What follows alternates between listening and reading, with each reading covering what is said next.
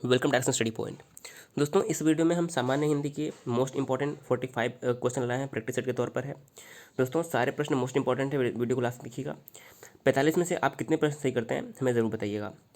दोस्तों, हमारे चैनल पर आपको जो नियमित रूप से बिहार जीके का और हिंदी का और सामान्य ज्ञान के वीडियो रेगुलर मिलते हैं, इसलिए अगर आप हमारे चैनल पर पहली बार आए हैं तो ज़रूर सब्सक्राइब कर लीजिए।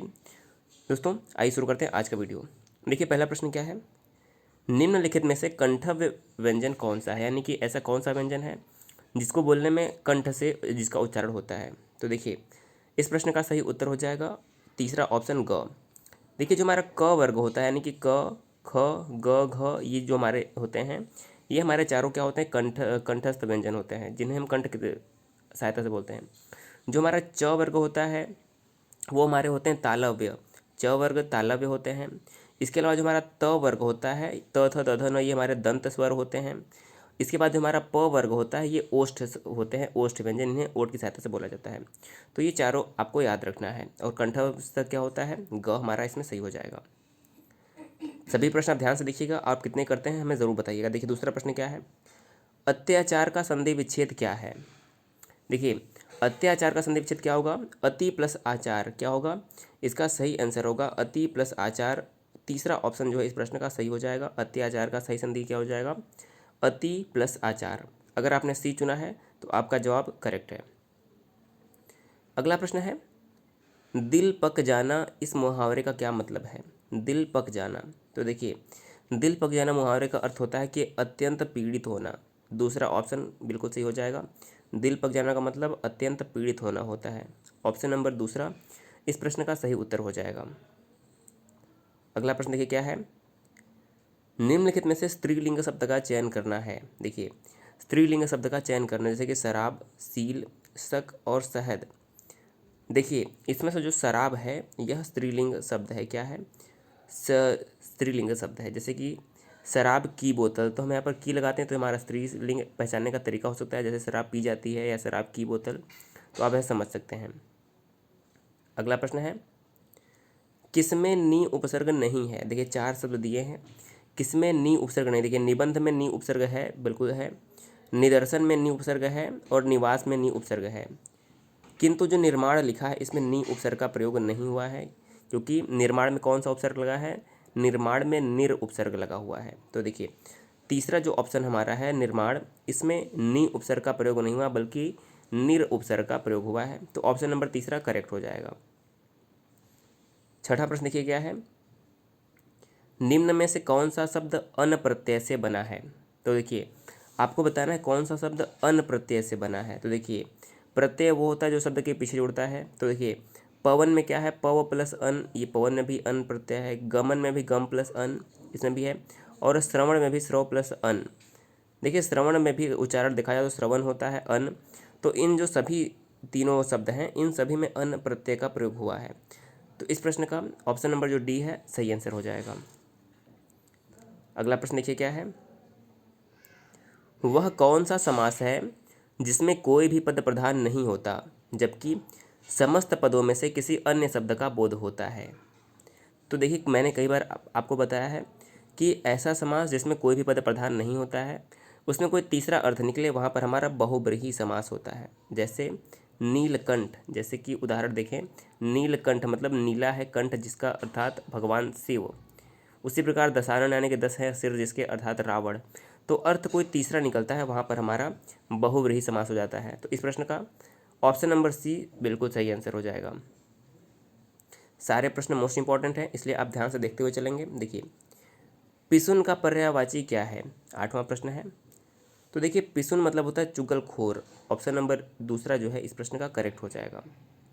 अगला प्रश्न देखिए क्या है, निम्न में से कौन सा विदेशी शब्द है, बताना है निम्नलिखित में से कौन सा शब्द विदेशी है। तो देखिए, जो हमारा दाम शब्द है, दाम क्या है, दाम एक विदेशी शब्द है। तो इस प्रश्न का ऑप्शन नंबर तीसरा जो है करेक्ट हो जाएगा। अगला प्रश्न है, घोड़ा का तत्सम क्या होगा। देखिए, घोड़ा एक तद्भव शब्द है और इसका तत्सम क्या होगा। तो देखिए, घोटक, घोड़ा का जो तत्सम होता है वो घोटक होता है। अगर हम घोड़े का पर्यायवाची भी देखें तो घोड़े का पर्यायवाची क्या होता है, घोड़ा होता है, घोटक होता है और तुरंग भी होता है। देखिए घोड़ा, घोटक, तुरंग ये सभी घोड़ा के पर्यायवाची हैं, और जो घोटक है यह घोड़ा का तत्सम शब्द है, तो ये आपको याद रखना होगा।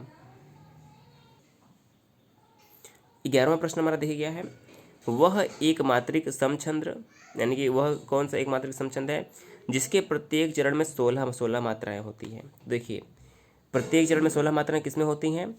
चौपाई में। चौपाई के प्रत्येक चरण में 16 मात्राएं होती हैं। तो इस प्रश्न का सही उत्तर क्या हो जाएगा? Option number A.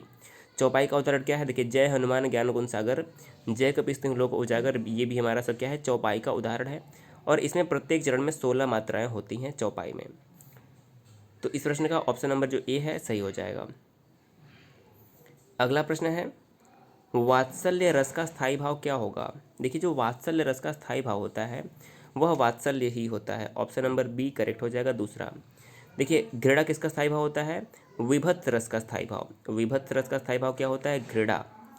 विस्मय किसका होता है? अद्भुत रस का स्थायी भाव होता है विस्मय। देखिए अद्भुत रस का स्थायी भाव विस्मय होता है, और शांत रस का स्थायी भाव निर्वेद होता है। किसका? शांत रस का स्थायी भाव निर्वेद होता है। तो देखिए सभी रस के आपको एक तरफ रस लिख लेना है और एक तरफ स्थायी भाव लिख लेना है, और सभी रस के सभी स्थायी भाव आपको याद कर लेने हैं, क्योंकि यहाँ से प्रश्न बार बार परीक्षा में पूछे जाते हैं, तो आपको रस और स्थायी भाव याद कर लेना है। अगला प्रश्न है, किए हुए को न मानने वाला, यानी कि किसी भी उपकार को न मानने वाले को हम क्या कहते हैं? तो किए हुए उपकार को न मानने वाले को कृतघ्न कहते हैं। जो उपकार को मानता है उसे कृतज्ञ बोलते हैं, जो उपकार को नहीं मानता है उसे कृतघ्न बोलते हैं। तो इस प्रश्न का चौथा जो ऑप्शन है सही हो जाएगा। अगला प्रश्न देखिए क्या है, 14वां प्रश्न, निम्नलिखित में से कौन से शब्द बहुवचन नहीं है? पहचानना है कि कौन से शब्द बहुवचन नहीं है। देखिए तिथियां बहुवचन है, रातें बहुवचन है, झीलें बहुवचन है, तो इनमें से कोई नहीं सही हो जाएगा। देखिए इनमें से सभी जो है बहुवचन है, और नहीं है ऐसा कोई नहीं, तो हमारा इनमें से कोई नहीं करेक्ट हो जाएगा। अगला प्रश्न है, रीतिवाचक क्रिया विशेषण को पहचानो। देखिए रीतिवाचक क्रिया विशेषण होते क्या हैं? रीतिवाचक क्रिया विशेषण ऐसे होते हैं जिनसे कैसे शब्द का उत्तर मिलता है। जैसे कि कैसे का उत्तर मिलता है ऐसे, ऐसे देखिए सही है। इसमें हमारा क्या हो जाएगा? देखिए जहाँ पर शब्द हो ऐसे, वैसे, जैसे, धीरे, अचानक, ये सभी जो शब्द होते हैं ये सभी हमारे क्रिया विशेषण रीतिवाचक होते हैं। तो इस प्रश्न का हमारा सही उत्तर क्या हो जाएगा? ऐसे जो है इस प्रश्न का सही उत्तर हो जाएगा, ऐसे रीतिवाचक क्रिया विशेषण है। अगला प्रश्न है, अनल का क्या अर्थ है? तो देखिए अनल का क्या अर्थ है आपको पता होगा। अनल जो है अग्नि का पर्यायवाची होता है। अनल क्या होता है? अग्नि यानी कि आग का पर्यायवाची होता है। तो ऑप्शन नंबर ए करेक्ट हो जाएगा। देखिए अगर हम अग्नि का और पर्यायवाची देखें तो अनल, हुतासन, पावक, ये सभी जो है अग्नि के ही पर्यायवाची हैं। तो ऑप्शन नंबर जो ए है करेक्ट हो जाएगा। अगला प्रश्न है, हम माली से पौधे लगवाते हैं में कौन सी क्रिया है? हम माली से पौधे लगवाते हैं, तो देखिए हम माली से पौधे लगवाते हैं, इसमें प्रेरणा दी जा रही है, तो ये प्रेरणार्थक क्रिया हो जाएगा इसमें। ऑप्शन नंबर जो चौथा है इसमें प्रेरणार्थक क्रिया का प्रयोग हुआ है, तो चौथा ऑप्शन सही हो जाएगा। अगला प्रश्न है, मोहन नाचता है में कौन सी क्रिया है? देखिए मोहन नाचता है में अकर्मक क्रिया है। देखिए अकर्मक सकर्मक पहचानना कैसे है? देखिए अगर हमें जहाँ पर कब, कब, क्यों, कैसे, कहाँ, इस प्रकार किसी भी शब्द का अगर हम उत्तर मिलता है तो वो हमारा सकर्मक क्रिया होता है। जैसे कि अगर यहाँ पर लिखा होता है कि मोहन नाचता है, तो अगर हम प्रश्न पूछें मोहन क्यों नाचता है, अगर क्यों का उत्तर मिले तो हमारा सकर्मक हो जाएगा। मोहन कब नाचता है, मोहन कैसे नाचता है, अगर इस शब्द का हमें उत्तर मिलता है तो वो हमारा सकर्मक क्रिया होगा। लेकिन जहाँ पर उत्तर नहीं मिलता है कब, क्यों, क्या, कैसे का, तो वहाँ पर हमारा अकर्मक क्रिया होता है। तो यहाँ पर हमारा क्या होगा? अकर्मक क्रिया। देखिए अगला प्रश्न क्या है, निम्नलिखित में से संबंधवाचक सर्वनाम कौन सा है? देखिए इसमें से पहचानना है कि संबंधवाचक सर्वनाम कौन सा है। तो ऑप्शन नंबर जो बी वैसा है यह एक संबंधवाचक सर्वनाम है, तो इस प्रश्न का दूसरा ऑप्शन करेक्ट हो जाएगा। अगला प्रश्न है, जिससे कोई वस्तु अलग होती है उसे कौन सा कारक कहते हैं? तो देखिए आपको सभी कारक याद होंगे। देखिए कर्ता ने कर्म को कर्ण से के द्वारा संप्रदान को के लिए अपादान से अलग होने में, तो देखिए अलग होने की वस्तु कहाँ पर आती है? अलग होने की बात अपादान में आती है। अपादान कारक में क्या होता है? अपादान से अलग होने में। कर्ता ने कर्म को कर्ण से के द्वारा, संप्रदान को के लिए, संबोधन में होता है हे भो अरे, ये सभी शब्द संबोधन में आते हैं। तो अपादान मतलब होता है किसी से अलग होने में। तो ऑप्शन नंबर जो चौथा है करेक्ट हो जाएगा। अगला प्रश्न है, निम्नलिखित में जातिवाचक संज्ञा कौन सा है? जातिवाचक संज्ञा आपको पहचानना है। तो देखिए इस प्रश्न का सही उत्तर क्या हो जाएगा? जातिवाचक संज्ञा कलम है। कलम क्या है? जातिवाचक संज्ञा। ऑप्शन नंबर जो हमारा पहला है बिल्कुल सही आंसर हो जाएगा। अगला प्रश्न है, जिन यौगिक शब्दों का विशेष अर्थ निकलता है उसे क्या कहते हैं? जिन यौगिक शब्दों का विशेष अर्थ निकलता है उसे क्या कहते हैं? तो देखिए जिस यौगिक शब्दों का विशेष अर्थ निकलता है उसे हम योग रूढ़ कहते हैं। क्या कहते हैं? योग रूढ़ कहते हैं। देखिए रचना के दृष्टि से शब्द तीन प्रकार के होते हैं, रूढ़ शब्द, यौगिक शब्द और योग रूढ़। रूढ़ वे होते हैं जिनका खंड न किया जा सके, जैसे कि आज, कल, दिन, रात, ये सभी हमारे रूढ़ शब्द होते हैं। यौगिक वे होते हैं जिनका हम खंड कर सके, जैसे कि पाठशाला, इसमें हम दो खंड कर सकते हैं, तो ये हमारा यौगिक शब्द है। लेकिन योग रूढ़ में क्या होता है, जैसे कि नीलकंठ, देखिए इसमें हैं तो दो शब्द नील और कंठ, लेकिन इसका अर्थ कोई एक निकलेगा, जैसे कि नीला है कंठ जिसका अर्थात भगवान शिव। तो इसमें देखिए कोई रूढ़ शब्द निकलता है, वो हमारा योग रूढ़ होता है। अगला प्रश्न, लंबा शब्द क्या है? लंबा शब्द क्या है? तो देखिए छोटा, बड़ा, लंबा, गोरा, काला, ये सभी हमारे क्या होते हैं? एक विशेषण शब्द होते हैं। छोटा, बड़ा, ऊंचा, नीचा, ये सभी विशेषण शब्द होते हैं। तो लंबा क्या है? एक विशेषण शब्द है। चौथा ऑप्शन करेक्ट हो जाएगा। अगला प्रश्न है, उत्पत्ति के आधार पर शब्द कितने प्रकार के होते हैं? तो देखिए उत्पत्ति के आधार पर शब्द हमारे चार प्रकार के होते हैं। कौन कितने प्रकार के होते हैं? चार प्रकार के। ये चार प्रकार कौन कौन से हैं? देखिए तत्सम, तद्भव, देशज और विदेशज। उत्पत्ति के आधार पर तत्सम, तद्भव, देशज, विदेशज चार शब्द होते हैं। और रचना के आधार पर रूढ़ शब्द, यौगिक शब्द और योग रूढ़ होते हैं। देखिए जितने भी हमारे शब्द रचना है, इस पर मैंने एक वीडियो बनाया है। इस पर अगर आप कहेंगे तो आपको एक फिर से वीडियो मिल जाएगी कि शब्द कितने प्रकार के होते हैं रचना की दृष्टि से, प्रयोग की दृष्टि से। इस पर एक वीडियो आपको दोबारा फिर से मिल जाएगी। तो इसका चार आंसर सही हो जाएगा। अगला प्रश्न है, निम्नलिखित में से दीर्घ स्वर कौन सा है? तो देखिए छोटा ऊ और ये दीर्घ स्वर नहीं है। इसमें जो ऊ है ये दीर्घ स्वर है, क्योंकि देखिए छोटा ये ऊ है, छोटा स्वर है, लघु स्वर, और बड़ा ऊ जो होता है दीर्घ स्वर होता है। तो ऑप्शन नंबर ए जो बड़ा ऊ है यह दीर्घ स्वर है। ऑप्शन नंबर ए करेक्ट हो जाएगा। अगला प्रश्न है, निम्नलिखित में से मुहावरा कौन सा है? देखिए पहला क्या है, अंधों में काना राजा, खिसियानी बिल्ली खंभा नोचे, खुदा गंजे को नाखून नहीं देता। देखिए बताना कि मुहावरा कौन सा है, इसमें से कोई भी मुहावरा है ही नहीं। ऑप्शन नंबर डी करेक्ट हो जाएगा। ये सभी क्या है? ये सभी लोकोक्तियाँ हैं। क्या हैं? ये सभी लोकोक्तियाँ हैं, ये सभी मुहावरे नहीं हैं। तो ऑप्शन नंबर डी करेक्ट हो जाएगा। अगला प्रश्न है 27वां प्रश्न, नरभक्षी मनुष्य अथवा नर मांस खाने वाला के लिए वाक्यांश के लिए एक शब्द का क्या प्रयोग होगा? यानी कि वह व्यक्ति जो मांस खाता है या नरभक्षी होता है उसके लिए एक शब्द क्या प्रयुक्त होगा? तो इस प्रश्न का सही उत्तर हो जाएगा पीसीतासन। जो व्यक्ति नरभक्षी होता है उसे पीसीतासन कहते हैं। ऑप्शन नंबर चौथा करेक्ट हो जाएगा। अगला प्रश्न है, निम्नलिखित शब्दों में कौन सा शब्द समूह का पर्यायवाची नहीं, यानी कि निम्नलिखित शब्दों में से कौन सा समूह का पर्यायवाची नहीं है? तो देखिए निकर मतलब समूह होता है, पुंज मतलब समूह होता है, राशि मतलब भी समूह होता है, लेकिन सकल मतलब समूह नहीं होता है। सकल मतलब होता है संपूर्ण। सकल मतलब होता है संपूर्ण यानी कि पूरा। तो जो सकल है यह समूह का पर्यायवाची नहीं है। तीसरा ऑप्शन करेक्ट हो जाएगा। अगला प्रश्न है, विहित शब्द का विलोमार्थी शब्द क्या होगा? विहित का विलोमार्थी क्या होगा? तो इस प्रश्न का सही उत्तर हो जाएगा, विहित का शब्द होता है निषिद्ध। क्या होगा? निषिद्ध करेक्ट हो जाएगा। अगला प्रश्न है, पिंगासी शब्द का क्या अर्थ है? देखिए जो पिंगासी शब्द है इसका अर्थ होता है नील का पौधा। पिंगासी जो होता है नील के पौधे को पिंगासी कहा जाता है। ऑप्शन नंबर जो हमारा पहला है इस प्रश्न का सही उत्तर हो जाएगा। देखिए अगला प्रश्न है 31वां प्रश्न, सभा में जनता की आवाज़ सुनी जा रही थी में जनता क्या है? तो देखिए जनता क्या है, इसमें बताना कि जनता हमारा कौन सी संज्ञा है। तो बहुत ही आसान है, जनता जो है एक जातिवाचक संज्ञा है। क्या है? जनता एक जातिवाचक संज्ञा है। ऑप्शन नंबर जो हमारा दूसरा है सही आंसर हो जाएगा। अगला प्रश्न है, निम्नलिखित शब्दों में से देशज शब्द कौन सा है?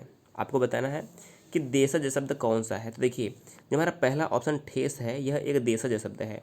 इसके अलावा पाख, आखर और काज की बात करें तो ये सभी किसी प्रकार के तद्भव शब्द हैं। क्या है? तद्भव। जैसे कि काज का हमारा तत्सम क्या होता है? कार्य। आखर का तत्सम क्या होता है? आखर का अक्षर। तो ये हमारे सभी तद्भव हैं, लेकिन जो हमारा ठेस है ये क्या है? यह एक देशज शब्द है। ऑप्शन नंबर पहला करेक्ट हो जाएगा। अगला प्रश्न है, निम्नलिखित संधि शब्दों में से स्वर संधि शब्द नहीं है। निम्नलिखित में से कौन सा स्वर संधि नहीं है? पहचानना। देखिए, महाशय में स्वर संधि है, बुधधार में स्वर संधि है और प्रौढ़ में भी स्वर संधि है, लेकिन जो अजंत है इसमें स्वर संधि नहीं, इसमें व्यंजन संधि का प्रयोग हुआ है।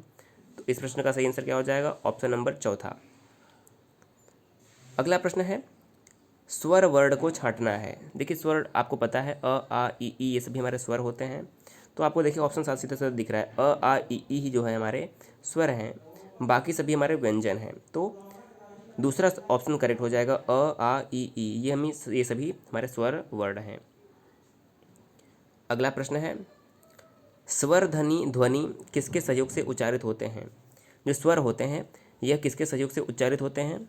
तो देखिए, स्वर के उच्चारण में किसी की आवश्यकता नहीं होती है, इन्हें हम स्वतंत्र रूप से उच्चारण करते हैं। स्वर का उच्चारण स्वतंत्र रूप से होता है, किसी का भी सहयोग इसमें नहीं होता है। ऑप्शन नंबर जो पहला है करेक्ट हो जाएगा। अगला प्रश्न है, वर्तनी किसे कहा जाता है? तो देखिए, आप सभी को पता होगा, आपने कई बार ऐसे प्रश्न देखे होंगे कि वर्तनी की दृष्टि से कौन सा शुद्ध शब्द है। तो वर्तनी जो होता है, लिखने की रीति को ही वर्तनी कहते हैं। लिखने की जो शुद्ध रीति होती है उसी को वर्तनी कहा जाता है। तो इस प्रश्न का ऑप्शन नंबर दूसरा करेक्ट हो जाएगा। देखिए, अगला प्रश्न क्या है, उत्तान का शुद्ध रूप क्या है? तो देखिए, उत्तान का जो शुद्ध रूप है वो उत्थान है। उत्थान मतलब जो हमारा है उद्धार होता है। उत्थान मतलब उद्धार, और उत्थान का विलोम क्या होता है? उत्थान का विलोम होता है पतन। तो देखिए, आपको ये दोनों चीज़ याद रखना है। अगला प्रश्न है, बालक स्कूल जा रहा है कौन सा काल है?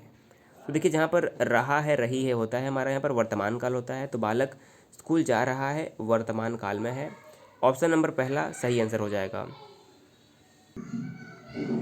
अब देखिए, अगला प्रश्न क्या है, 39वां प्रश्न है, पुरुषवाचक सर्वनाम में उत्तम पुरुष के लिए क्या प्रयुक्त होता है? तो देखिए, पुरुषवाचक सर्वनाम में जो उत्तम पुरुष के लिए शब्द प्रयुक्त होता है वो होता है मैं, हम, हमारा। मैं, हम, हमारा ये सभी क्या होते हैं? उत्तम पुरुष के लिए प्रयुक्त होते हैं। तीसरा ऑप्शन सही हो जाएगा इस प्रश्न का। अगला प्रश्न देखिए क्या है, वे घोड़े बिकाऊ हैं कौन सा विशेषण है? वे घोड़े जो बिकाऊ हैं, देखिए जहाँ पर ये, वो, यहाँ, वहाँ शब्द आते हैं ये सभी हमारे संकेतवाचक विशेषण होते हैं। क्या होते हैं? संकेतवाचक। ये, वो, यह, वह, यहाँ, वहाँ ये सभी संकेतवाचक होते हैं। तो ऑप्शन नंबर तीसरा करेक्ट हो जाएगा। अगला प्रश्न है, सकर्मक क्रिया में किसकी प्रधानता होती है? तो देखिए, जैसा कि प्रश्न से स्पष्ट है, सकर्मक में कर्म की प्रधानता होती है। ऑप्शन नंबर तीसरा, सकर्मक में कर्म की प्रधानता होती है। अगला प्रश्न है, रसोई घर में कौन सा समास है? तो देखिए, अगर इसका हम विग्रह करेंगे तो क्या होगा? रसोई का घर। क्या होगा? रसोई का घर को हम बोलेंगे रसोई का घर। तो देखिए, कर्ता ने कर्म को कर्ण से के द्वारा संप्रदान को के लिए, कर्ता ने कर्म को कर्ण से के द्वारा संप्रदान को के लिए अपादान से अलग होने में संबंध काकी के किस में आता है? संबंध तत्पुरुष। तो यहाँ पर क्या हो जाएगा? तत्पुरुष समास। काकी के हमारा संबंध तत्पुरुष में आता है तो यहाँ पर तत्पुरुष समास हो जाएगा। ऑप्शन नंबर दूसरा बिल्कुल करेक्ट हो जाएगा। अगला प्रश्न है, नीलकंठ में कौन सा समास है? देखिए, मैंने कई बार बताया है, नीला है कंठ जिसका, अर्थात भगवान शिव। तो यहाँ पर कोई तीसरा अर्थ निकल रहा है तो ये हमारा बहुब्रीहि समास हो जाएगा। नीलकंठ में क्या होगा? बहुब्रीहि समास। ऑप्शन नंबर तीसरा बिल्कुल सही हो जाएगा। अगला प्रश्न है, निम्नलिखित बहुवचन सूचक शब्दों में कौन सा अशुद्ध है? तो देखिए, रानियाँ शुद्ध है, बाप, दादे, बहनें, गौ में गलत है। देखिए, ऑप्शन नंबर जो ये है ये अशुद्ध है, बाकी सभी सही हैं। और आज का देखिए हमारा अंतिम प्रश्न क्या है, स्वर वर्णों का मेल किस में होता है, किस संधि में? तो देखिए, स्वर संधि में स्वर वर्णों का मेल होता है, जैसे कि स्पष्ट शब्द से ही स्पष्ट है, स्वर संधि में स्वर वर्णों का मेल होता है। तो दोस्तों, ये थे 45 प्रश्न हिंदी के मोस्ट इंपॉर्टेंट प्रैक्टिस सेट के तौर पर। आपने उम्मीद है कि ज़्यादा से ज़्यादा प्रश्न सही किया होगा। कितने किए मैं ज़रूर बताइएगा। वीडियो कैसा लगा दोस्तों, मैं ज़रूर बताइएगा। दोस्तों, वीडियो को आप शेयर ज़रूर करें, कम से कम 4-5 लोगों को आप वीडियो ज़रूर शेयर किया करें, क्योंकि जो हिंदी है किसी भी एग्ज़ाम में जहाँ भी हिंदी पूछी जाती है उसके लिए इंपॉर्टेंट है। तो आप अपने दोस्तों में इस वीडियो को ज़रूर शेयर कीजिए। वीडियो कैसा लगा हमें ज़रूर बताइएगा। वीडियो देखने के लिए बहुत बहुत धन्यवाद।